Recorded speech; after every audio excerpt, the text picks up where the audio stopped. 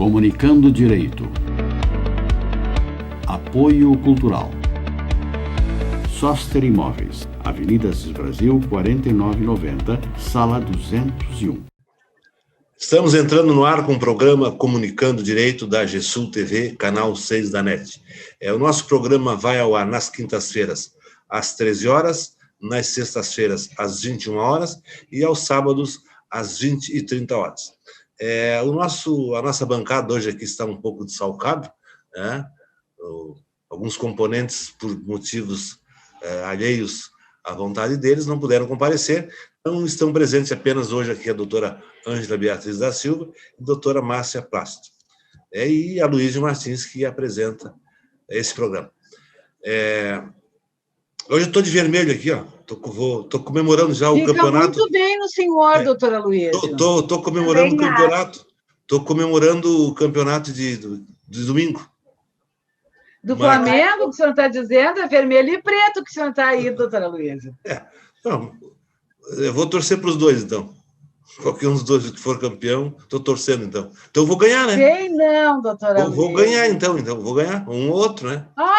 Mas o senhor sempre ganha, doutora Luísa, porque normalmente o senhor não se filia muito. Ele não se posiciona, ele não é muito gremista, não é muito... Eu me posiciono. Posso estar equivocado nas minhas posições, mas eu me posiciono. Bem, o primeiro assunto que nós vamos abordar hoje é essa questão polêmica que surgiu ontem à noite em Brasília, que foi a prisão do deputado Daniel Silveira, decretada pelo ministro Alexandre de Moraes, em função de um vídeo que ele colocou na internet, proferindo ofensas variadas contra os ministros. Não foi contra todos, parece contra 6 ministros, eu acho. Só contra 6. Só escapou o Fux, doutora Luísa. Não, eu acho que Carmen Lúcia escapou também. Parece que foi contra 6 ministros. Não foram todos. Eu acho que a Carmen Lúcia deve ter escapado, o Fux também, talvez, não sei. Bem, mas então a coisa isso é um problema político, né? Porque nós sabemos que a interdependência dos poderes é uma questão constitucional, ou seja, um poder não pode interferir no outro. E a decretação da prisão do Poder Judiciário num membro do Poder Legislativo ela é um pouco complicada. E foi decretada a prisão e os 11 ministros, e como se sabe também, toda prisão decretada monocraticamente tem que ser referendada pelo plenário. Então, tem que ter, no mínimo, maioria. E teve, parece, se não me engano, se não falha a memória, unanimidade. A Câmara dos Deputados já foi notificada dessa decisão. O deputado está lá atrás das grades, está criando passarinho lá na gaiola, né? E a crise está criada porque se sabe que a Câmara pode derrubar essa prisão. Ela pode criar um problema institucional? Pode, mas pode derrubar essa prisão, pode suspender o processo contra ele, inclusive, só que vai estar criado um problema muito sério. E, já, na minha opinião, eu acho que a Câmara não vai querer comprar uma briga com o Supremo. Primeiro porque esse deputado Daniel Silveira é um político sem expressão. Agora, se fosse um político de expressão, tipo José Sarney, ou do mesmo naipe dele, eu acho que o Supremo não teria decretado essa prisão. Porque, alguns anos atrás, não sei se vocês recordam, que o Renan Calheiros afrontou o Supremo e o Supremo se ajoelhou perante o Renan. Ele disse que não, naquela ocasião, parece que o Marco Aurélio Mello decretou o afastamento dele da presidência do Senado e ele disse que ele não saía e não saiu. E depois fizeram um conchavo lá, era um conchavo político que ele permaneceu até terminar o seu mandato. Então, o Supremo se ajoelha também. Nesse caso, eu acho que não, porque esse Daniel Silveira me parece que é um político sem expressão. O que é que os colegas acharam aí dessa prisão? O deputado ele estava imune, como prevê a Constituição, que o deputado é imune no exercício do mandato, ele é imune pelas palavras que possa proferir no exercício do mandato, né? E me parece, na minha opinião, acho que ele extrapolou partindo para ofensa pessoal, etc. E tal. Na minha opinião, isso não é abrangido pela liberdade de expressão. Mas o que as colegas acharam? A senhora quer começar, doutora Ângela? Pode começar, doutora Márcia. Bom, primeiro eu gostaria de deixar bem claro que eu não sou punitivista, né? Eu não gosto de um Estado policialesco, eu não acho que o punitivismo ou a prisão seja a regra. Porém, neste caso em específico, eu entendo que foi uma decisão correta do Alexandre de Moraes. Eu e o Alexandre de Moraes não somos da mesma enfermaria, eu sempre deixei isso bem claro aqui, né? Ele foi nomeado pelo golpista Temer, mas até que ele não tem me decepcionado, né, nas decisões que ele tem tomado. Por que eu vejo isso, né, como uma decisão correta, embora eu entenda, né, que deva existir independência entre os poderes, a gente sabe disso, porém isso já aconteceu também com Delcídio do Amaral, enquanto senador, se não me engano, também foi decretada a prisão dele. Foi preso, né, nada mudou em relação a isso, ele perdeu o mandato também de senador, e agora isso vem acontecer com essa pessoa, né, tão lamentável que é esse deputado. Esse deputado já protagonizou cenas lastimáveis, como, por exemplo, ter se unido ao Witzel, né, nas eleições de 2018, ele quebrou uma placa da Marielle Franco, ele debocha da democracia, ele é a favor do AI-5, ele defende a ditadura militar, ele acha que as instituições, né, elas não têm que ser respeitadas. Então, assim, qual é o grande problema que existe aí? É porque, na verdade, eles alegam que existe, não é, então, assim, uma imunidade como parlamentar, que ele tem condições, então, que ele tem a possibilidade, o direito de se manifestar, sem que ele sofra as consequências. O problema é que essa gente que é favorável ao AI-5, que é favorável à ditadura militar, que é favorável ao fechamento, não é, do STF, por exemplo, que é contra o STF, que atinge a honra dos ministros, por exemplo, essa criatura, nesse momento, que ele esteja na tribuna, que ele esteja se manifestando, no mínimo ele tem que ter decoro, e ele não pode, então, também ofender a honra das pessoas em nome, não é, da liberdade de expressão. E o que aconteceu aqui é que ele fez esse discurso horroroso, né, esse discurso de baixíssimo nível, ofensivo, agressivo, e assim, esse discurso foi gravado e isso foi para a rede social. Né? Então, assim, o que se discute? Que um parlamentar ele só pode ser preso em flagrante, né? Então, essa que está sendo posta a questão, né, se foi uma prisão em flagrante ou não. Acontece que, a partir do momento que esse vídeo cai na rede social, que ele incita a violência, não é? Ele estava ao lado daquelas pessoas lá que queriam fechar o Congresso, lá, aqueles 300 que estavam em frente ao Congresso Nacional, e que queriam fechar o STF. Então, assim, o Alexandre de Moraes entende, né, que, ao postar, ele permitir a divulgação desse vídeo, né, então, assim, que permanece disponível nas redes sociais, ou permanecia, o que parece foi retirado do YouTube, encontra-se em infração permanente. Ou seja, no momento que foi decretada a prisão dele, né, isso permanecia acontecendo, essa incitação à violência. Tanto que, quando a Polícia Federal chegou até a residência dele, ele foi novamente na internet, ele postou um novo vídeo, né? Ele falou que ele reiterava o pensamento do Weintraub, que eram 12 vagabundos, que esses 12 vagabundos deveriam, não é, ser presos, que ele gostaria de ver os 12 vagabundos presos. Ele se referiu também à sexualidade de alguns ministros. Ele falou que gostaria de, né, que ele gostaria de que os ministros levassem uma surra. Ele, enquanto policial militar, foi preso 90 vezes. E ele se orgulha dessas 90 prisões. não é? Ele já agrediu repórteres, ele se impôs em relação a uma policial federal que se encontrava na casa dele, né, com o intuito de levá-lo, então, para cumprir o mandado de prisão. Então, gente, eu acho que essa pessoa lamentável, essa pessoa insignificante, que é vista, inclusive, por seus colegas como uma pessoa despreparada e desequilibrada, eu acho que sim, que ele tem que ser mantido preso, sim. Inclusive, o presidente do PSL, né, durante a madrugada, colocou, né, nas redes sociais e entre os seus pares que estavam estudando, inclusive, né, o desligamento dele do PSL. Nesse momento, o Bolsonaro aposta, não é que seja que então seja que o Congresso, então, né, faça com que ele seja liberado, porque a decisão vai ser, na verdade, do Congresso Nacional, né, dos seus pares.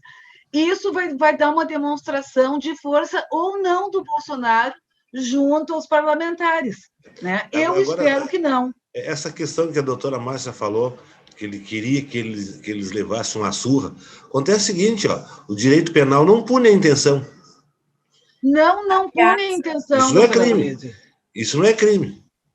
Mas é incitação à violência. Ele tem muitos seguidores tão truculentos quanto ele. Isso é instigar a violência, né? E não sei se a doutora Márcia concluiu. Concluí, doutora Ângela. O que vem, né? Eu acho que a prisão desse deputado já vem tarde, porque, né, as ameaças, né, ele em si sempre foi uma pessoa violenta, agressiva e de que nada acrescenta na Câmara, né? Nada. Ele não contribui em nada para o Brasil, né? Mas, assim, as agressões ao Supremo vêm acontecendo reiteradamente desde que esse governo está aí, né? Com um cabo e um soldado se fecha, né? A ameaça da volta do AI-5, vira e mexe, é filho do presidente falando nisso, é ministro do Bolsonaro citando isso e ofendendo, né? Como naquela fatídica reunião do dia 22 de abril. Né? Então, assim, a gente vê essa desordem, essa bagunça, essa disputa entre os poderes, é uma coisa lamentável, e principalmente no momento que nós estamos vivendo de uma pandemia, nós não temos vacina, não vamos conseguir vacinar toda a população, nem os profissionais da área da saúde nós vamos conseguir vacinar até o final do ano, acho, todos os idosos estão ali, idosos com 83 anos começaram a se vacinar agora. Então, neste momento de calamidade pública, né, de desemprego no país, onde a gente precisa que os três poderes estejam unidos, né, que a vida, pelo menos lá em cima, esteja calma, a política esteja voltada para conter essa pandemia, né, para fazer o melhor pelo país e pelo cidadão brasileiro. O que a gente vê? Hoje, as notícias eram só sobre isso, porque a prisão de um deputado é uma coisa grave, né? É uma coisa grave, mas nem a suspeita de mandar matar o marido, a deputada Flor de Lis, nem isso repercutiu tanto quanto a prisão desse deputado, né? E ele está gostando disso. O crime da deputada Flor de Lis é maior que esse. É um crime contra a vida. Pois é. Mas, doutora Luísio, eu gostaria de... A doutora Ângela, não sei se a senhora concluiu o seu raciocínio. Não, depois eu continuo. Mas ele diz, doutora Luísio, que só um pensamento, uma vontade, né? Por exemplo, doutora Luísio, um repórter disse que gostaria que o Bolsonaro morresse, né? Então, ele foi enquadrado na Lei de Segurança Nacional. Era só a vontade dele, ele não iria agir em função dele, né? Mas o que esse deputado ridículo falou? Assim, ó, eu também vou perseguir vocês. Isso é uma ameaça, no meu entendimento. Eu não tenho medo de vagabundo. Não tenho medo de traficante, não tenho medo de assassino. Vou ter medo de 11 que não servem para aí né, para nenhuma para esse país, só que eu sei muito bem com quem vocês andam e o que vocês fazem. Eu me sentiria ameaçada, não é? Será que ele não tem informações privilegiadas?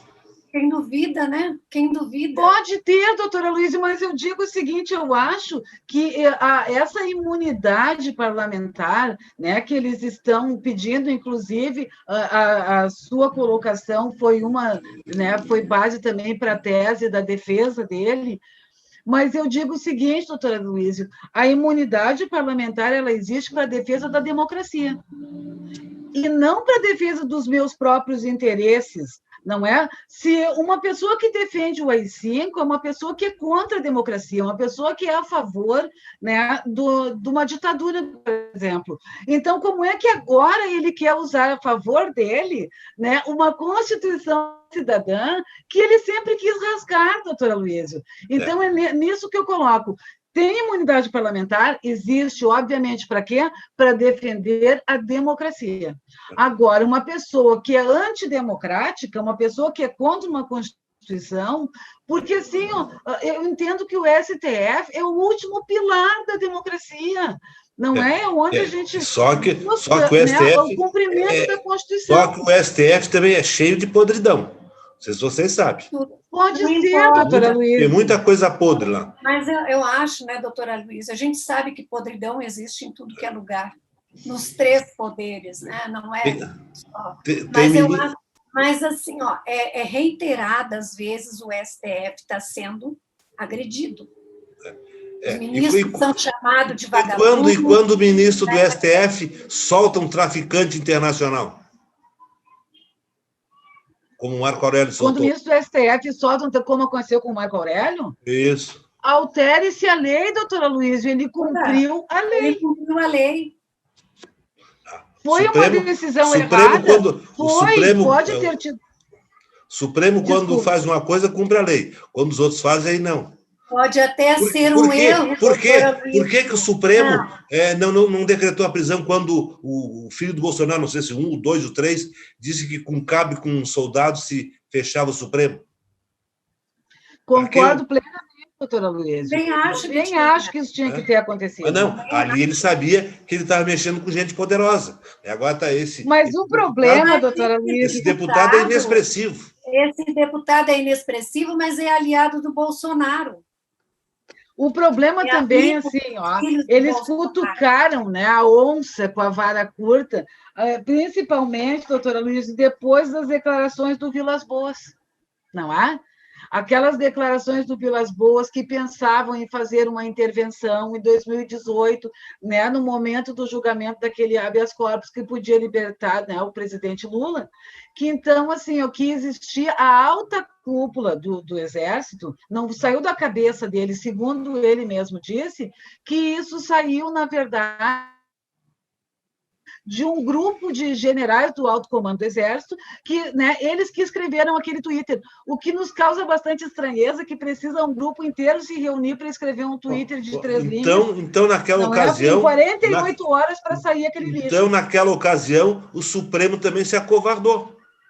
Se acovardou, e quando o presidente Lula falou...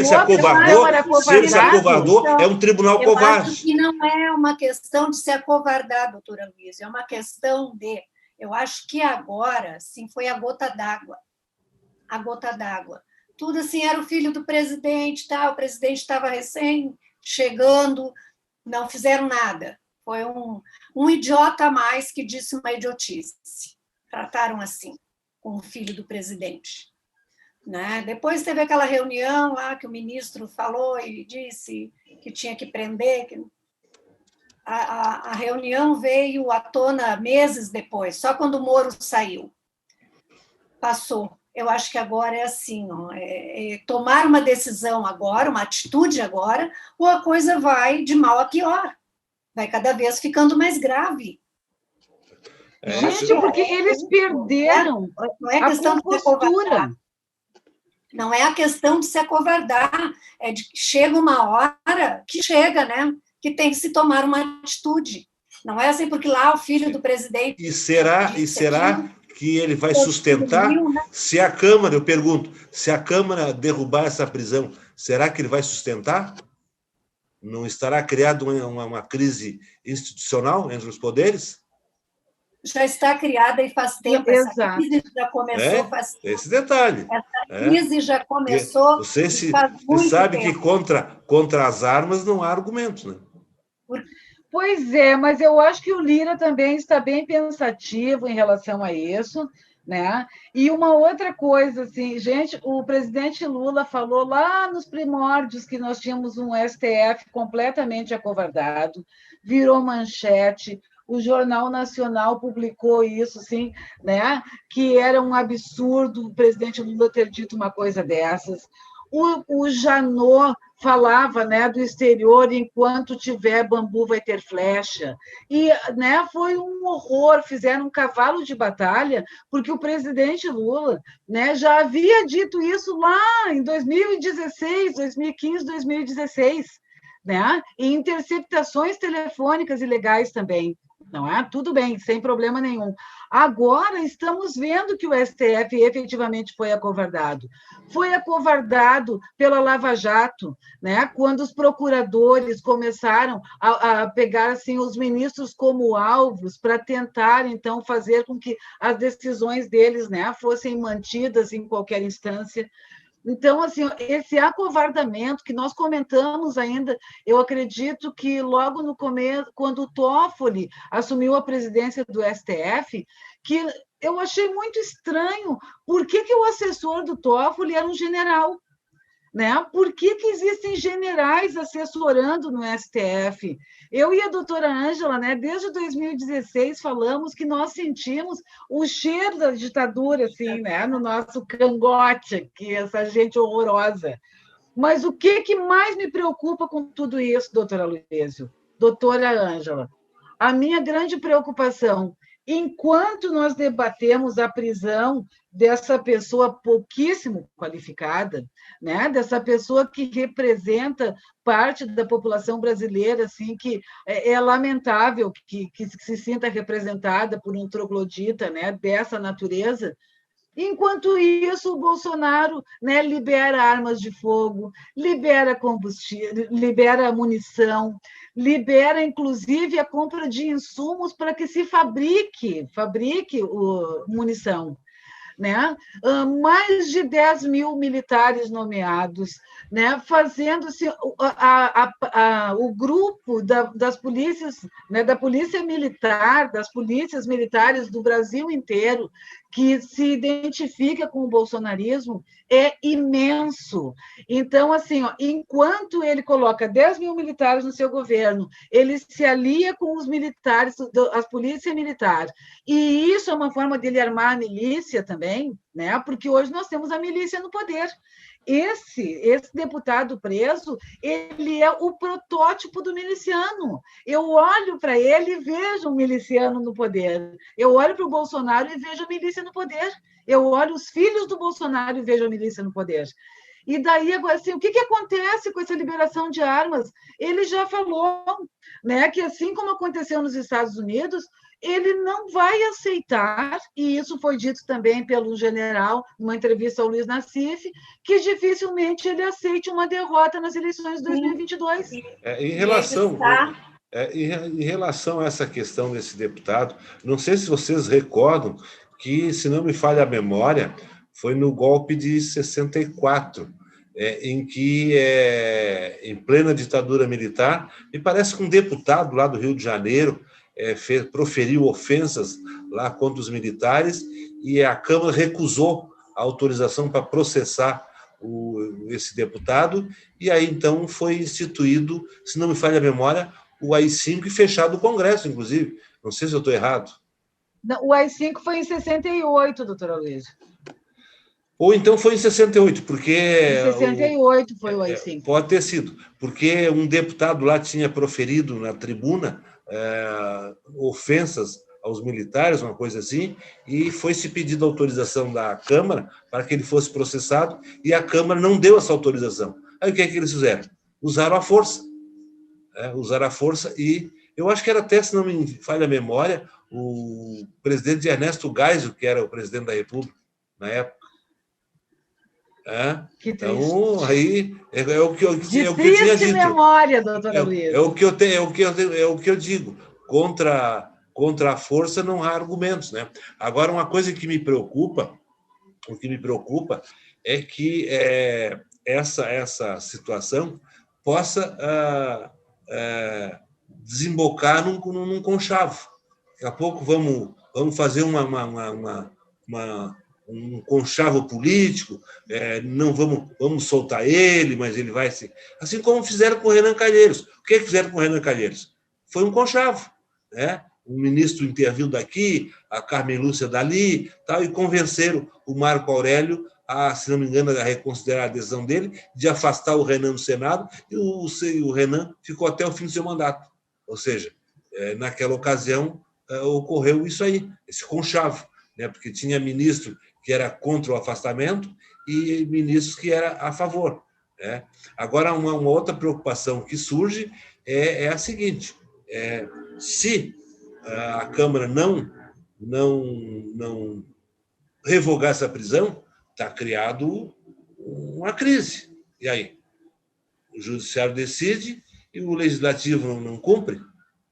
Isso aí cheira uma coisa não muito boa, né? E mas, agora doutora também... Luiz, eu entendo que se revogar, a crise seria muito maior, porque o desrespeito eles fazem com a um Suprema conchavo. Corte...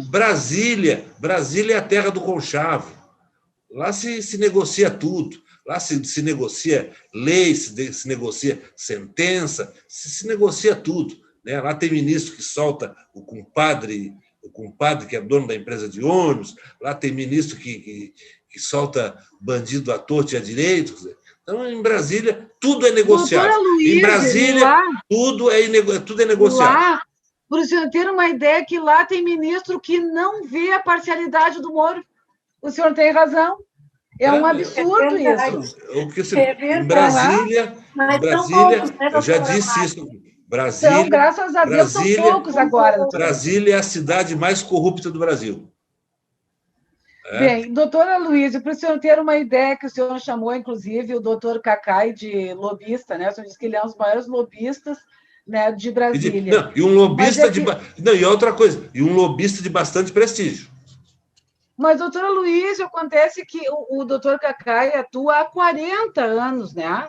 Ele faz suas sustentações no STF. Isso é que lhe deu o próprio prestígio. Cacai, que também, né, ele também não é punitivista, até porque ele é um advogado criminalista, né? Ele colocou essa situação hoje que ele entende que, nesse caso, essa prisão deve ser mantida, sim, até por uma questão da manutenção das instituições, porque não é possível, não é crível, sabe, que uma criatura, né, de baixíssimo nível, assim, como direi, de inteligência, tem a capacidade de fazer uma coisa dessa. O problema é que ele tem muitos seguidores. A origem dele é policial militar, né? Policial militar. E via de regra, o policial militar, com raras exceções, são truculentos. Agora, uma coisa que também... Ele foi preso 90 vezes, doutora Luísa. Uma coisa que me preocupa é a seguinte: os deputados, eles podem, por exemplo, se eles concordam com mantém essa prisão desse deputado, eles estão abrindo um precedente muito grave. Será que daqui a pouco não decreta a prisão de qualquer outro deputado? É uma questão... Mas, doutora Luísa, o senhor sabe que eu não gosto da coisa do direito comparado, mas, assim, o senhor veja bem, na Alemanha, por exemplo, né, onde existiu, né, o nazismo, né, todo esse pensamento que vigora hoje aqui, esse pensamento fascista, que só falam em família e corrupção, e querendo fechar as instituições, desrespeitando as instituições, que foi o que aconteceu, né, na Europa, lá nos anos 40, 1940. Então, assim, a gente fica pensando que lá, por exemplo, né, também o parlamentar tem a sua imunidade, desde que ele esteja na tribuna, que não foi, né, que embora tenha acontecido na tribuna, isso continua acontecendo, repercutindo e reverberando na rede social, né? E essa pessoa se manifesta assim, inclusive fora da tribuna, na rua, se ele não gosta da pergunta de um jornalista, ele agride o jornalista, né? Ele é uma pessoa truculenta. E daí a gente fica imaginando, né, esse tipo de gente que representa boa parte da população, ele foi eleito pelo Rio de Janeiro. A gente sabe que a milícia impera no Rio de Janeiro, tanto que o Bolsonaro é do Rio de Janeiro, né? Não poderia ser de outro estado. Agora, uma coisa que me preocupa é que o Supremo ele é que nem biruta de aeroporto. Ele, até 2000, uma coisa assim, ele entendia que a prisão só podia ocorrer depois do trânsito em julgado da sentença. Depois de 96, 6 anos depois, mudou de ideia. Pô, mas por quê? O que modificou nesse lapso de tempo em que eles mudaram de ideia? Foi em 2016, não pode, de acordo com as conveniências. Não foi em 2016? Um tribunal que decide de acordo com a conveniência, para mim, não é um tribunal sério. Mas isso não justifica, doutora Luísa, as agressões sistemáticas. Eu não estou justificando, não estou dizendo que esse deputado Daniel Silveira agiu corretamente. Eu acho que ele, ao invés de estar criticando, fazendo esse rol, ele devia estar trabalhando para criar a CPI da toga. Tem que criar a CPI da toga. A CPI da toga. Porque tem muita podridão no judiciário. Então, quando eu falava na lava-toga, o senhor não gostava, doutora Luísa. Trabalha, não, só um pouquinho. Não gostava. Eu não gostava de acabar com a Lava Jato, que está punindo os corruptos, é diferente. Agora, no judiciário, tem muita coisa, tem uma caixa preta lá, tem que ser levantado. É ministro que tem esposa que trabalha no escritório, que tem livre acesso lá no Supremo, etc. Tal, né? Eu acho que o Gilmar Mendes tem esposa que advoga, Luiz Fux tem filho que advoga, o presidente do STJ tem filho que advoga. Isso aí devia ser proibido. Quando era a esposa do Moro, tinha essas vantagens. Não pode ser advogando, nem parente advogando. Aquilo lá tem que ser um sacerdócio, tem que ser que nem um padre. Né? E assim mesmo os padres ainda cometem os seus deslizes. Né? Então, eu acho verdade. Que quem quer ser ministro do STJ, Tribunais Superiores, tem que fazer um voto de castidade, não se corromper, e não ter parente trabalhando lá, porque a gente sabe que os parentes mexem os pauzinhos lá. Não, né? Parente mexe os pauzinhos. Um voto de lealdade, não de castidade. Né? Não, eu digo assim, comparando com o sacerdócio, né? De castidade. Eu acho que o doutor Aloysio está querendo dar uma paulada no abelheiro, assim, né, doutor Aloysio? Porque o senhor está falando assim, do Gilmar Mendes, né? Em função da dona Guiomar, se não me engano, o nome da esposa dele, que trabalha no escritório, que parece que também prestou serviço para o Ike Batista ou coisa do gênero. Né? O senhor falava tanto na caixa preta da Lava Jato, né? do BNDES, mas o senhor não quer que abra a caixa preta da Lava Jato, porque a Lava Jato é uma caixa preta. Né? E daí, assim, o Gilmar Mendes tem a esposa, o Fux tem a filha juíza, né? Que parece que... Não, eu acho que tem que fazer a CPI da toga, em geral, não fazer CPI para extinguir Lava Jato, aí não. Fazer uma CPI em todo o judiciário, né? Na esfera estadual, federal e dos tribunais superiores. Assim, o senhor tem que se conformar agora que a finada Lava Jato, a falecida, extinta, graças a Deus, que as elites dominantes conseguiram acabar, né? Felizmente terminou, né? Porque o senhor disse... Para a alegria dos corruptos. Doutora Luísa, eu vou usar uma expressão que o senhor usou para mim no programa passado. Essa alegria dos corruptos que o senhor está dizendo é conversa para boi dormir. né? Então, deixando mais bonito, são tertúlias clássicas para acalentar bovinos. Eles devem estar soltando Doutora foguete. Luísa. Deve estar soltando foguete lá em Brasília. Não, assim, ó, doutora Luísio, do site do Conjur, né, que eu acredito que o senhor entenda como um site sério, né? Procuradores sabiam que estavam grampeando advogados de Lula, né? E isso foi mostrado através dos diálogos.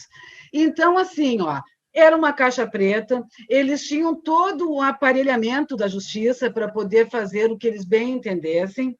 O Moro também, a esposa dele trabalhava junto com o Zucoloto, né? O Zucoloto, né, tentou extorquir o Tacla Duran, né? Um monte de pessoas. Assim, doutor Isso Luiz, não ficou comprovado. Isso não ficou comprovado. Não ficou porque o Moro não quis ouvir o Tacla Duran.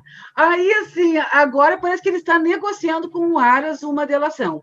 Né? Tomara que isso aconteça. O Aras é o manda-leite. Vamos abrir o Aras a caixa é o manda-leite. O Aras é o manda-leite do presidente Bolsonaro. E o Fachin era o manda-leite do Moro e dos procuradores, né, doutora Luísa? A senhora que está dizendo. É o senhor que está dizendo que o Aras é manda-leite do Moro. Aí, doutora Luísa, o senhor veja bem, eu espero que sim, que seja negociada essa delação, porque eu acho que ela seria mais legítima do que as delações que aconteceram dentro da Caixa Preta da Lava Jato. Porque delação é uma coisa que tem que acontecer de forma espontânea. O que acontecia na Lava Jato? Decretavam as prisões preventivas, que iam se tornando, né, aquelas prisões eternas, até que as pessoas se forçassem a fazer uma delação. Para fazer a delação, tinha que trocar de advogado. Não. Já tinha advogado indicado pela Lava Jato. Não, né? Não, acho que não é bem assim. Então, assim, ó. Não, isso é uma meia-verdade. É que tinha advogados que, quando o cliente queria fazer a delação, ele renunciava. Não é bem assim. Não tinha que trocar de advogado. Doutora Luísio, o doutor Batóquio declarou que defendia um dos réus da Lava Jato, e daí o que o réu disse para ele? Infelizmente, né, eu não posso continuar com a sua defesa, porque os procuradores disseram que tem que ser com advogado tal. O doutor Cacai, aconteceu a mesma coisa com ele. Né? Para que fosse feita a delação, não podiam manter os seus advogados. Né? Porque tinham advogados já, né, conhecidos da Caixa Preta, da Lava Jato, que então recebiam também por isso. Então, a senhora está doutora Luísio, eu vou lhe perguntar a senhora está dizendo que esses advogados que eram trocados eram advogados vendidos, eram advogados que não honram a profissão. Né? Porque eu o advogado estou dizendo, que faz uma delação, o advogado que aceita fazer uma delação em conluio com a Lava Jato, para mim não é advogado, para mim ele é um despachante. Eu concordo plenamente. Assim, essas coisas aconteceram e não foram ditas só pelo segundo senhor lobista, que é o Cacai, foram ditas pelo doutor Batóquio também, foram ditas pelo doutor Toron. E outra coisa, doutora Luísio, eles fizeram isso, nós sabemos que sabemos, e isso foi uma coisa lamentável, né? E vamos ver se agora, né, o STF já terminou o carnaval. Né? O STF disse que ia julgar a suspeição do Moro logo após o carnaval.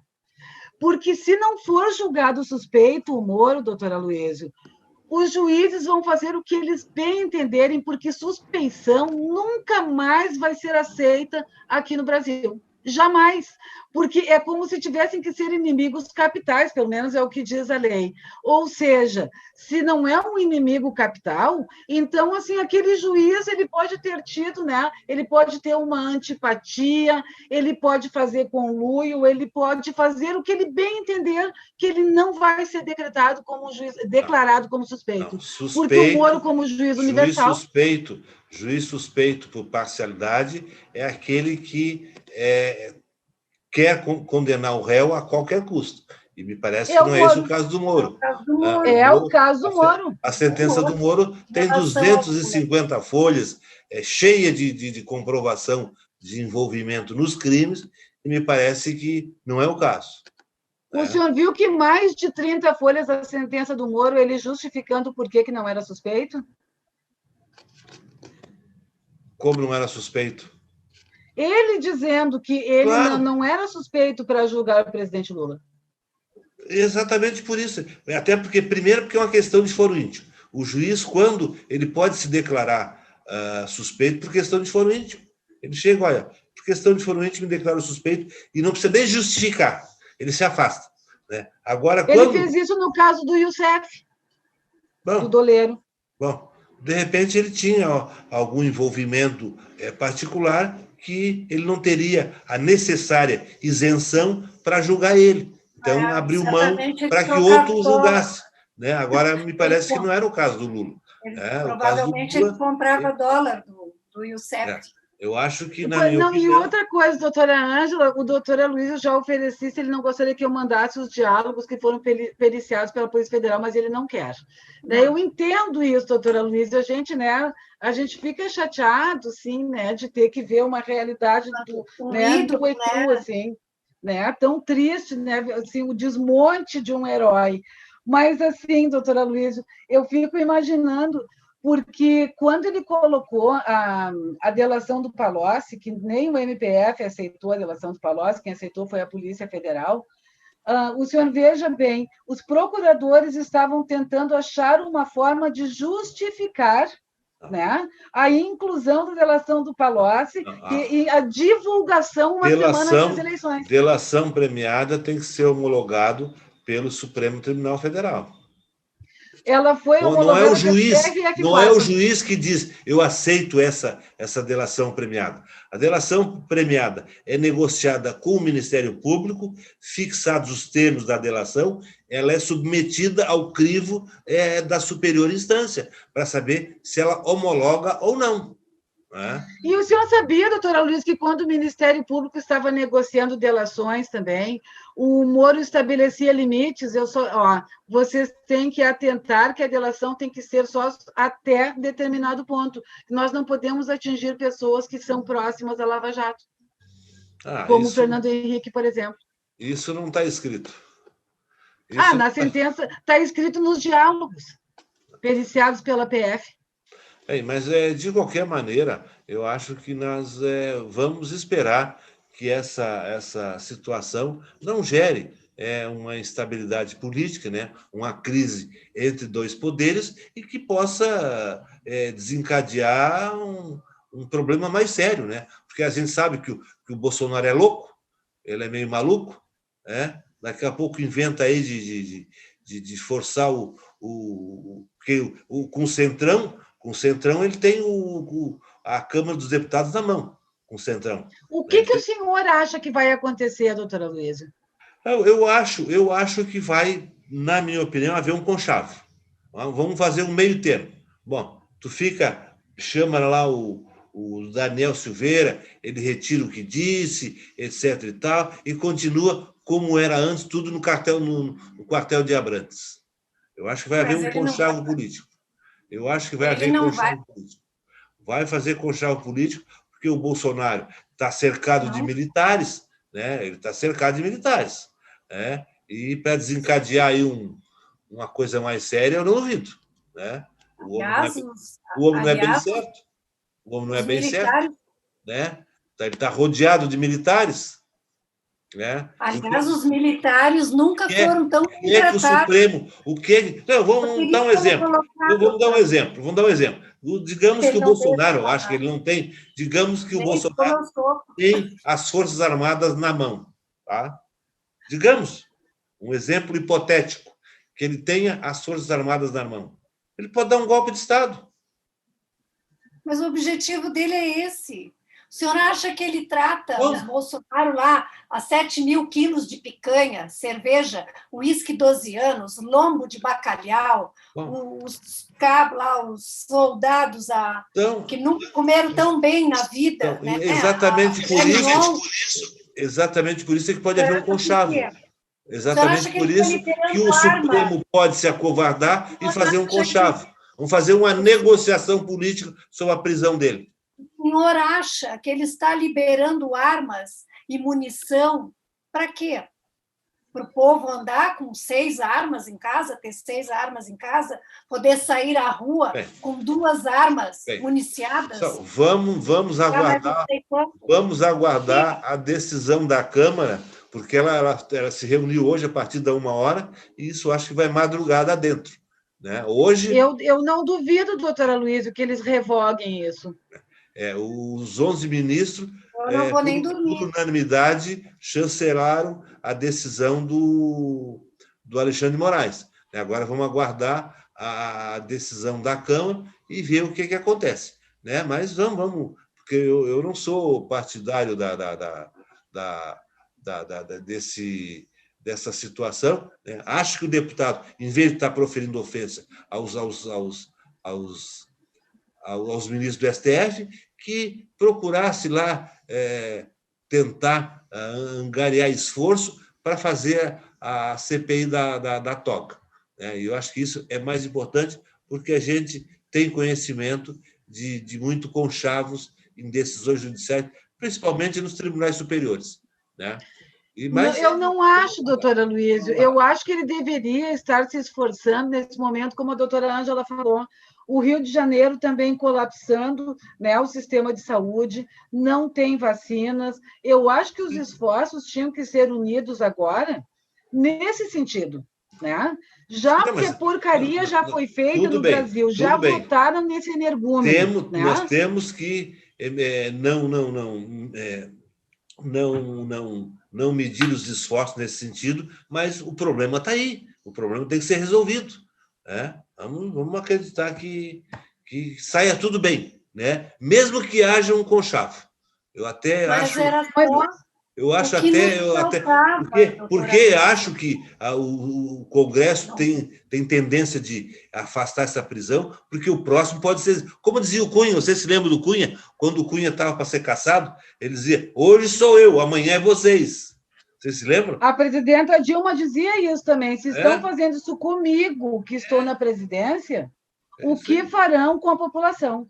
Exatamente. E o Cunha, ao proferir o voto, ele disse que Deus tenha misericórdia dessa nação. Para mim, aquilo foi assim... E quando ele foi cassado da Câmara, da presidente da Câmara, ele dizia, olha, hoje estão fazendo comigo, amanhã isso vai acontecer com algum de vocês. Né? Mas vamos acreditar que isso se resolva de forma pacífica, né? sem maiores consequências. E vamos falar sobre essa questão aí, o nosso horário acho também que terminando, né? Vamos falar sobre as armas do homem aí, o homem quer armar o decreto do Bolsonaro aí sobre as armas aí.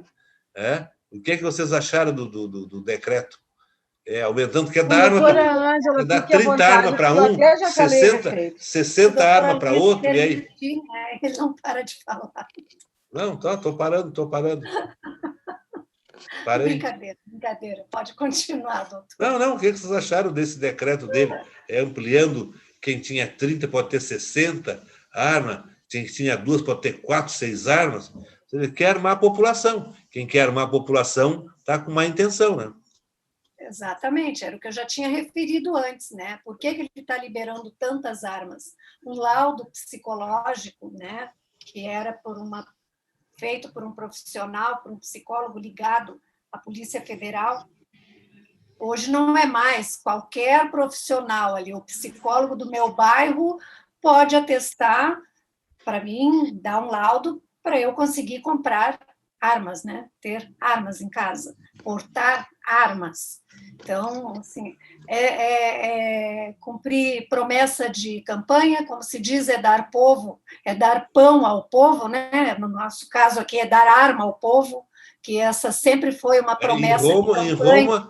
Em Roma era dar pão e circo. Pão e circo. Aqui o circo, o próprio Bolsonaro já se encarrega, só que a gente já nem consegue mais rir, né? A gente tem chorado, e muito, com as decisões dele, né? Eu acho que nesse momento, né, na calada da noite, véspera de carnaval, o povo todo pensando outra coisa, vamos liberar as armas, né? Sorrateiro, como o próprio Bolsonaro é. Mas de qualquer maneira, essa questão ela pode ser questionada, porque, na minha opinião, decreto ele não pode criar mais do que a lei. O decreto ele apenas regulamenta o que diz a lei. Se a lei diz que é 2 armas, é 2 armas. Ele não pode, através de regulamento, ampliar para 4. né? O regulamento ele tem um objetivo. A lei diz poderá isso, aquilo, na forma a ser regulamentada. Mas o principal, o cerne da questão tem que obedecer à lei. O decreto tem que obedecer à lei. Esclarecer... Mas esse presidente que está aí, que devia de estar preocupado em comprar vacinas, né, pegar o nosso dinheiro, porque nós não estamos pedindo para o presidente comprar vacina com o dinheiro dele, é com o nosso dinheiro. Ele devia de sair de cima do nosso dinheiro e comprar vacinas, é isso que o povo espera. Aí ele vem o quê? Larga armas para contentar aqueles eleitores dele que estão esperando isso. Porque ele é o incompetente. Agora tem o seguinte, nós temos que reconhecer algum mérito dele. Vocês viram hoje, não sei se foi hoje ou ontem, ele quer ampliar, isso parece que foi promessa de campanha. Se ele não cumprir essa promessa de campanha, olha, esse homem, para mim, o dia que ele não existir mais, vai ser um favor. Ele prometeu aumentar a isenção do imposto de renda de R$ 1.900 ou R$ 2.000 para R$ 3.000. Mas isso é certo que não vai passar, né, doutora? Me parece que isso, lá os estudiosos, esse ministro da Educação, Guedes, e mais lá o não sei o que da Receita, diz que se passar o limite de isenção de R$ 2.000 para R$ 3.000, vai dar um rombo nas finanças públicas de 74 bilhões. O senhor já tem Mas, certeza doutora Luiz, quando o senhor fala no Guedes, qualquer pessoa fala no Guedes, eu lembro de uma expressão sua. O Guedes, para mim, é um biruta de aeroporto. Ele, sim, ele assim, é o tiozão aquele, sabe, que ninguém dá importância para o que ele fala. Nos churrascos, assim, sabe aquele tio que bebe demais. Na família. É terrível, terrível. Ele falou que o Bolsonaro disse também que vai mexer no ICMS. Ele não pode fazer isso também, não é? No ICMS ele não pode mexer. Por causa da gasolina. Ele é um imposto estadual. Né? Ele é um imposto estadual. O que ele pode criar é uma lei determinando que os estados mantenham uma legislação uniforme. Né? Porque senão daqui a pouco. Mas, doutor Luiz, o que ele não podia ter feito é ter dolarizado o petróleo, é ter vendido as nossas refinarias, vendido o nosso pré-sal, né? Isso começou ali no governo Temer. O que aconteceu? Assim, reclamavam que a gasolina R$ 2,89 era o pré-sal começou a vender R$ 5 a gasolina no governo Lula já começaram a vender o pré-sal. Já vem lá do Foi descoberto o pré-sal no governo Lula, doutora Luísa. E o Lula já quis dar mais para o Rio de Janeiro, quantia menor para os estados que não faziam divisa com as reservas de petróleo. O Lula fez muita coisa errada. Não vamos levar para comparar. Não vamos dizer que o Lula foi um santinho. Não vamos dizer que foi santinho. Não acho, doutora Luísa, eu entendo que até o Rio Grande do Sul ficava fora dessa história, não era? Porque não estávamos ali na localização dos postos de pré-sal. O Bolsonaro acabou também esse final de semana com o programa Minha Casa Minha Vida, né? Agora é aquilo que eu estava dizendo. Se aumentar a isenção... Vocês acham que uma pessoa que ganha R$ 2.500 por mês tem que pagar imposto de renda?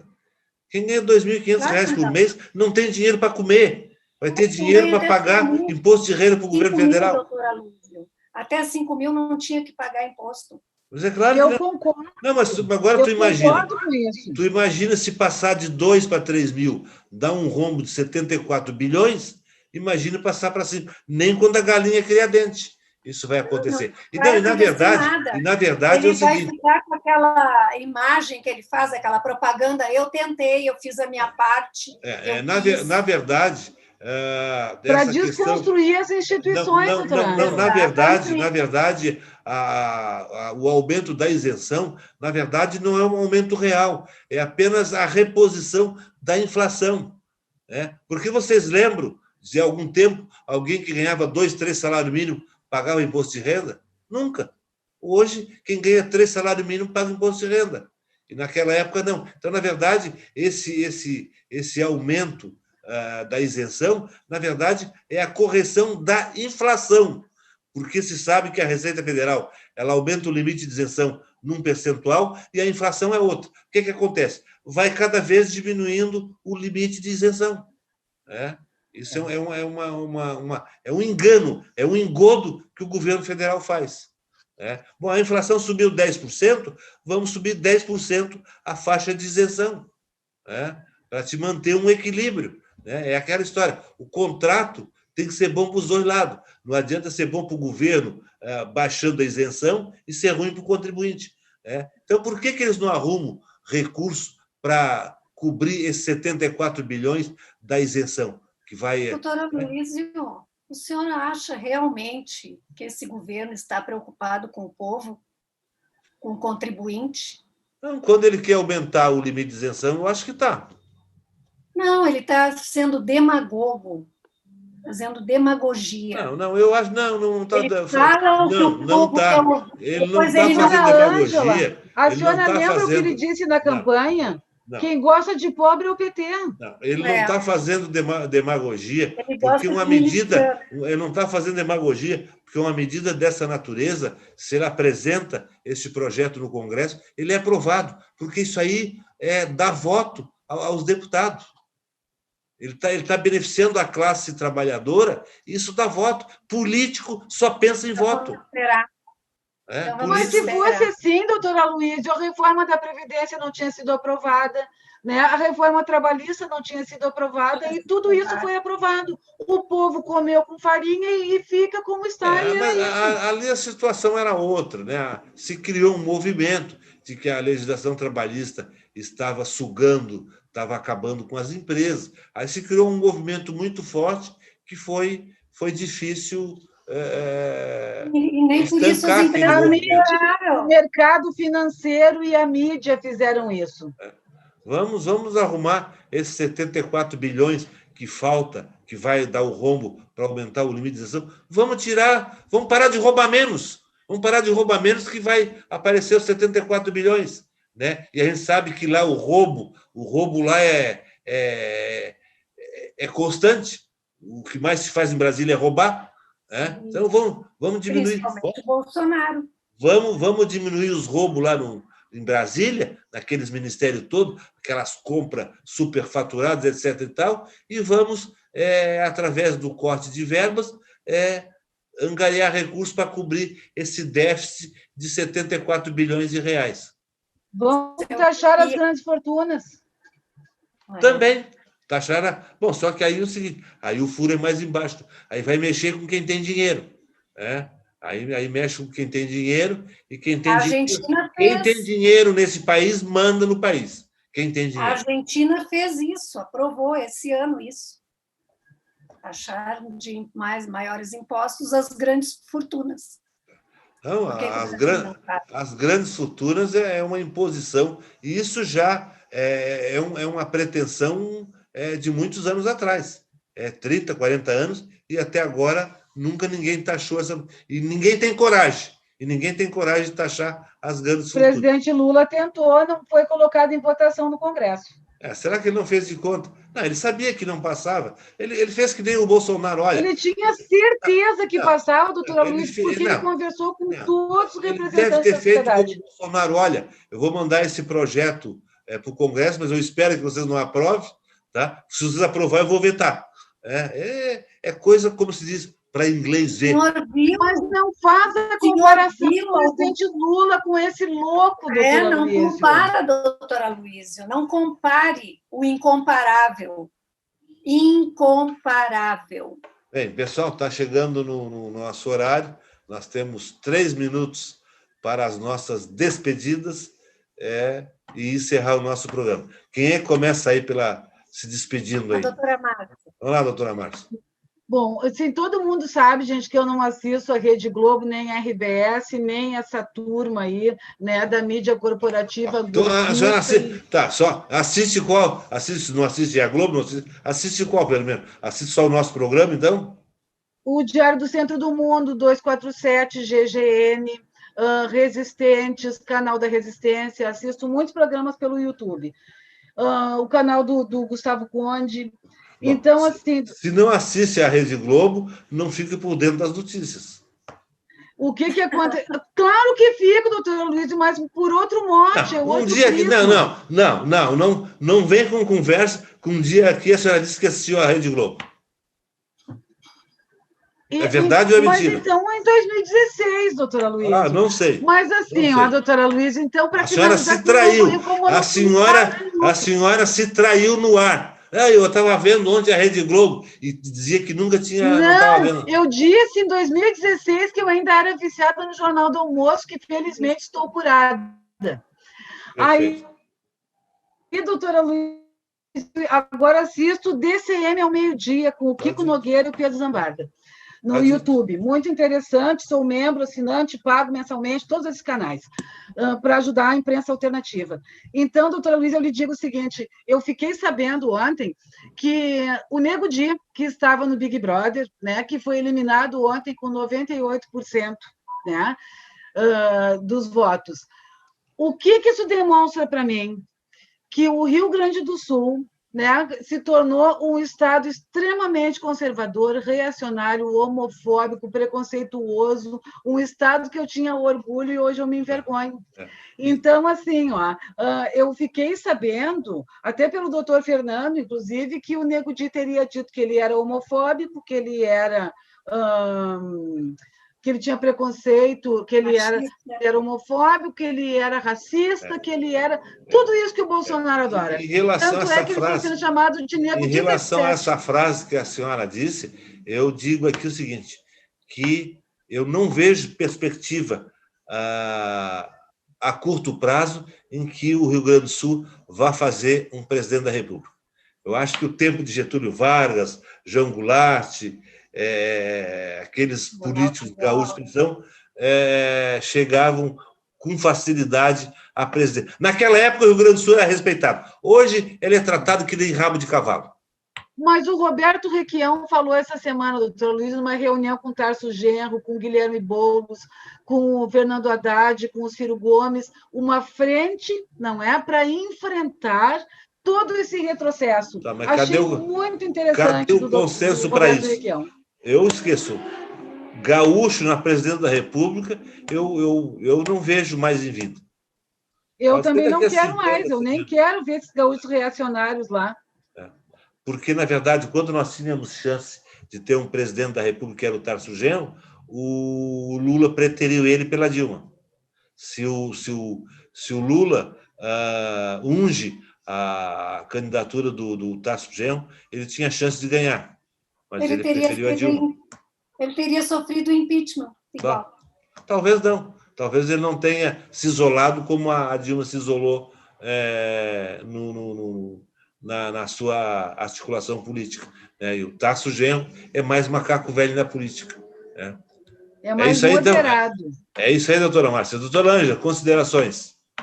Falando no Nego Di, ele abriu uma casa noturna perto do meu condomínio. E, por incrível que pareça, em plena pandemia, ela funciona todos os dias, lotada, né? A gente vê pelos carros, e o som é para o mundo inteiro ouvir, né? Não é só dentro da casa. Então, eu se pudesse, tinha ligado para o Nego Di para votar para ele sair também. De repente, isso é boato. De repente, isso é boato. Né? Esse é boato, quem sabe? Às vezes tem o diz que diz, fulano disse que é, fulano disse que não é. Não, é dele sim. Ele confessou isso lá no Big Brother, não? Não, ele falou isso antes de entrar para o Big Brother, doutor Luiz, e a casa dos guris, não é uma coisa assim? A casa dos guris aqui na frente, na CIS Brasil aqui. É um inferno. Inclusive, ele era garoto propaganda da Tri Telecom. A Tri Telecom colocou na rede social ontem, Nego Di não é Tri. Ainda colocou que contra a homofobia, contra preconceito. Ele está perdendo, ele perdeu entrando. Mas a gente mas ele ganhou alguma coisa, porque a gente está aqui falando dele, né? Falem de bem, falem de mal, mas falem de mim, né? É o que a gente está fazendo. Falando de mal, mas estamos falando dele. Ele representou o Rio Grande do Sul lá dentro, isso me envergonha tremendamente.